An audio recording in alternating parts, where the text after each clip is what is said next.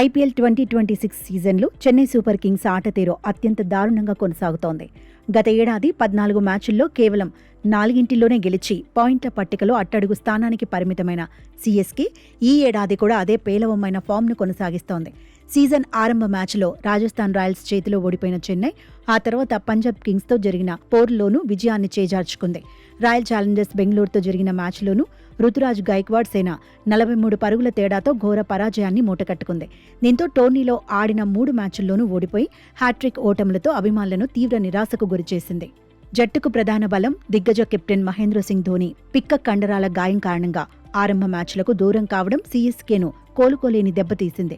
ధోని గైర్హాజరీలో టీమిండియా టీ20 star world cup hero Sanju Samson wicket keeper బాధ్యతలు నిర్వహిస్తున్నాడు.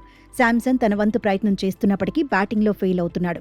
ధోని స్థాయి ఫినిషింగ్, మైదానంలో వ్యూహ చతురత లోపించాయని విశ్లేషకులు అభిప్రాయపడుతున్నారు.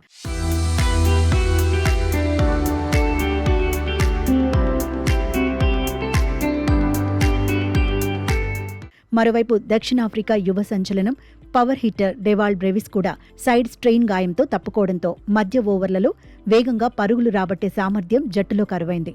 ఆర్సీబీతో జరిగిన మ్యాచ్లో మిడిల్ ఆర్డర్ కుప్పకూలడం జట్టు బలహీనతను స్పష్టం చేస్తోంది. వరుస ఓటములతో విమర్శలు ఎదుర్కొంటున్న తరుణంలో సీఎస్కేకు ఒక శుభవార్త అందింది. ఎంఎస్ ధోని ప్రస్తుతం కోలుకున్నాడని, త్వరలోనే ఫిట్నెస్ పరీక్షకు హాజరు కానున్నట్టు తెలుస్తోంది. డెవాల్డ్ బ్రెవిస్ కూడా తర్వాతి మ్యాచ్ కల్లా జట్టులోకి వచ్చే అవకాశాలున్నాయి. ఈ ఓటమి మమ్మల్ని చాలా బాధించింది.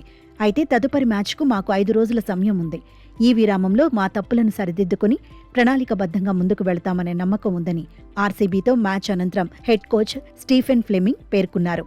ఏప్రిల్ 11న సొంత మైదానం చెపాక్లో ఢిల్లీ క్యాపిటల్స్తో జరిగే మ్యాచ్లో ధోని పునరాగమనం చేస్తే చెన్నై తిరిగి విజయాల బాట పట్టడం ఖాయమని అభిమానులు ఆశిస్తున్నారు.